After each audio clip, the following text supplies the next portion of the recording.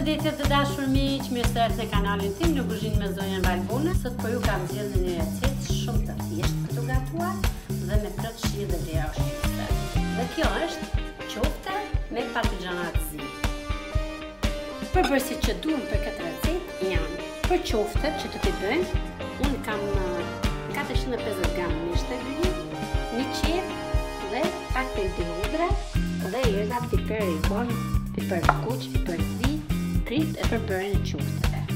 Kurse për mbushje, kam 4 patlıgjana të zi, 4 kokra domate mesatare, 2 kunguj, jo shumë të mëdha, 2 speta e shit, 2 patate dhe 1 qep, sepse qepa e shije.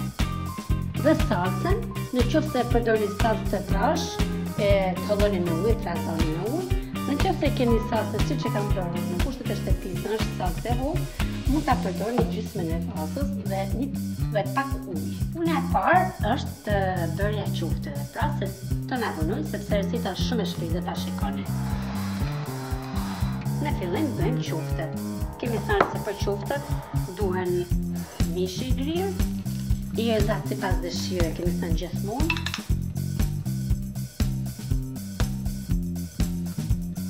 Rigon,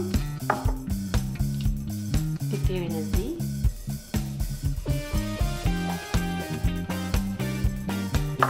pak piper të kuq,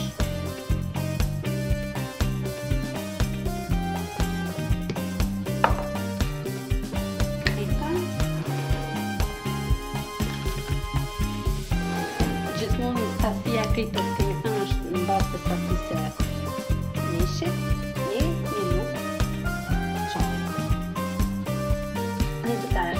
Në blender, qepën e të hudra bashkë.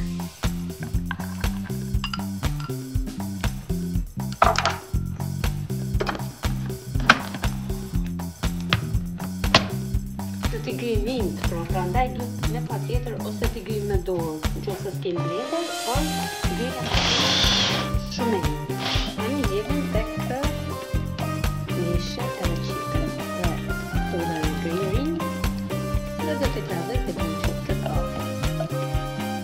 Tani do t'i përdim për të bërë qoftet, sepse qoftet kemi thënë vetëm duke i përzirë shumë, të gjithë të bëjmë bashkë.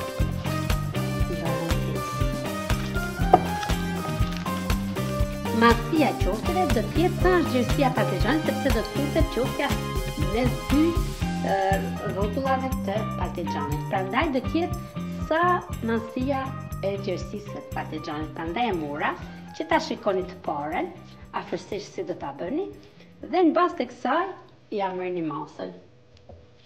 E rrethoni kështu dhe pastaj e ngjeshni pak me dorë për t'ia dhënë formën jo shumë të trash. Kaq pa do të jenë masia qofteve. Dhe kështu veproni për gjithë sasinë.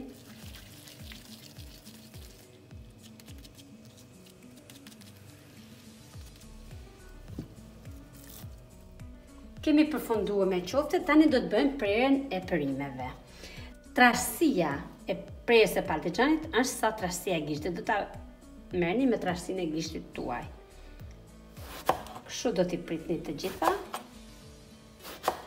Dhe do t'i vendosim tek ena ku do t'i marinojmë. Tani do të bëjmë prerjen e kungullit. Sepse tham do ta bëjmë edhe me kungull. Ju në qoftë se nuk e qeni kungullin, mund ta bëni vetëm me patlıgjanin e zi, ose mund ta bëni me patate dhe me patlıgjan zi pa kungull. Por unë e dua dhe pa kungull tek gatimi sepse është shumë i shëndetshëm. Tani do prejmë edhe pataten, pra, në dimension me gjerësi siç e kemi prerë kungullin dhe patlıgjanin e zi. Tani do presim edhe qepën, sepse do t'i bëjmë të gjithë përbërësit gati dhe më në fund do të bëjmë vendosjen tek tava. Qepën mund ta pritni si të doni, mundet edhe mos ja hedhni fare, por unë e pëlqej, prandaj po ja u sugjeroj edhe ju. Tani do të bëjmë prerjen e specit. Specit nuk do ta presim kështu, do ta lëmë të gjatë, sepse do ta vendosim ku të kemi mundësi ta vendosim tek tava sa për t'i dhënë sy dhe shije. Sipas dëshirës tonë, pra. do ta presim për së gjati. Tani bëjmë edhe prerjen e domates, edhe domaten do t'ja japim formën se që u kemi dhënë parmigianit zi, kungull dhe patates, pra në formë rrumbullake, sepse të do të përdoren tek mbushja.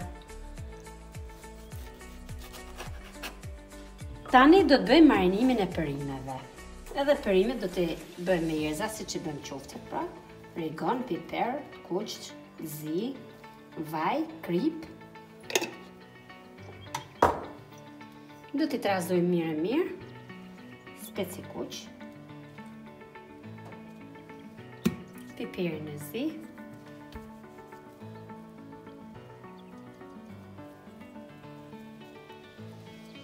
dhe kripën.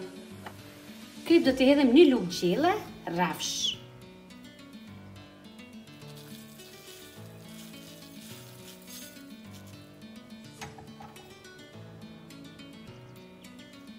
Hedhim edhe vajin, pra. 4 lugë, por në qoftë se doni edhe ma me ndyrë, sepse perimet e do në ndyrën, mund t'i hedhni, por mendoj se 4 lugë do t'ju mjafton edhe ju, se mund më mjafton fiks. Vazhdojmë i trazojmë derisa bëhet marinimi i mirë i perimeve. Tani erdhëm tek pjesa e fundit, pra rreshtimin e tavë për t'i futur, për t'i pjekur. Vazhdojmë nga puna, është shumë e lehtë. Vendosim parmigianin në fillim, më mrapa qoften, vendosim parmigianin e zi, qoften, dhe kështu i rreshtojmë deri në fund.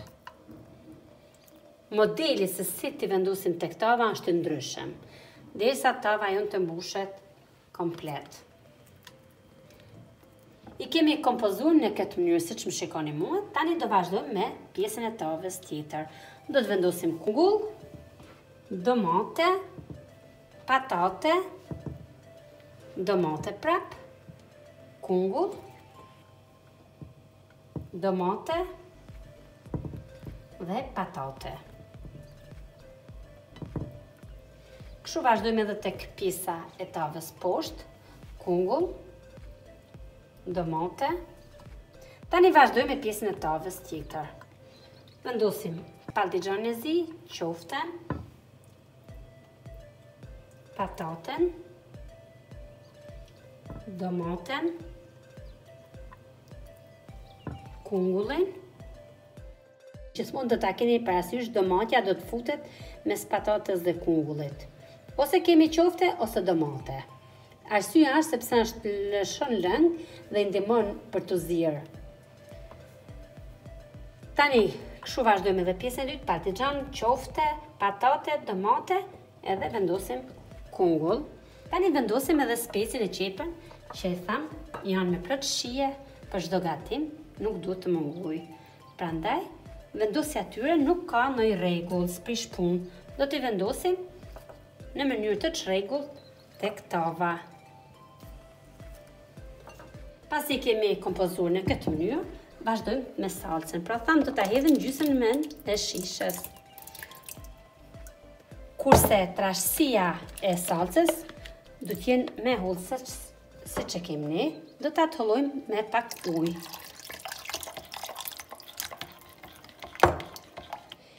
Pra, unë ja hedha një gjys gotë ujë, por do ta shikoni trashësinë e salcës, do të jenë në këtë masë.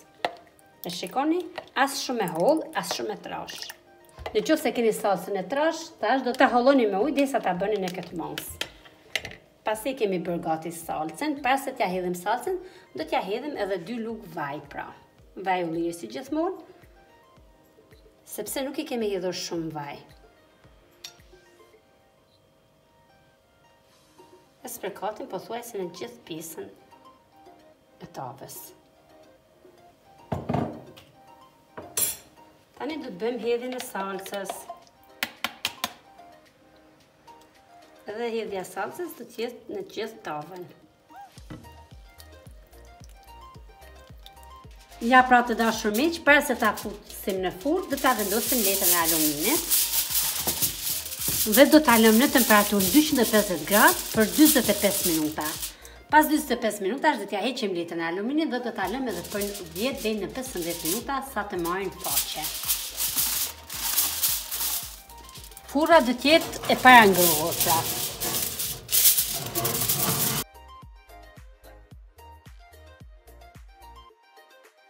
Pas 25 minutash do ta heqim letën e aluminit dhe do ta lëmë edhe për 10 deri në 15 minuta tjera.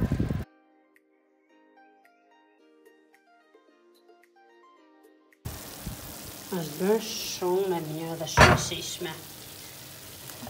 Do t'ja hedhim edhe pak majdanoz për t'ja shtuar edhe shijen më tepër dhe është e gatshme për të servir. Të dashur miq, kjo është receta që përgatita për ju. Shpresoj të ju ketë pëlqyer dhe kur ta shijoni në familjet tuaja do të më kujtoni. Është një recetë me shumë shije. Faleminderit dhe shihemi në video të radhës. Por mos harroni të më ndjekni në rrjetet sociale, në Instagram dhe në Facebook dhe të bëni subscribe të kanali im në YouTube. Mirupafshim!